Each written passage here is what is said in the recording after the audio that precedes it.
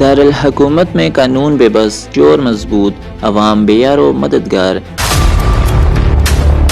اسلام آباد کے تھانہ شہزاد ٹاؤن کی حدود علی پور نئی آبادی میں شہری راجہ سجاد حیدر ولد غلام حیدر کی سیاہ رنگ کی گاڑی نمبر ANH 200 سن ماڈل 5 اپریل کی صبح نامعلوم افراد چوری کر کے فرار ہو گئے۔ متاثرہ شہری کے مطابق واردات کے فوراً بعد ہیلپ لائن 15 پر اطلاع دی گئی، تاہم 4 روز گزرنے کے باوجود گاڑی کا کوئی سراغ نہ مل سکا۔ CCTV فوٹیج بھی گاڑی کو اسلام آباد سے ہری پور تک جاتے دیکھا گیا، مگر پولیس بروقت کارروائی نہ کر سکی۔ راجہ سجاد حیدر نے پولیس کی کارکردگی پر شدید سوالات اٹھاتے ہوئے IG اسلام آباد کمشنر اور وزیر داخلہ سے فوری نوٹس اور گاڑی کی برآمدگی کا مطالبہ کیا ہے۔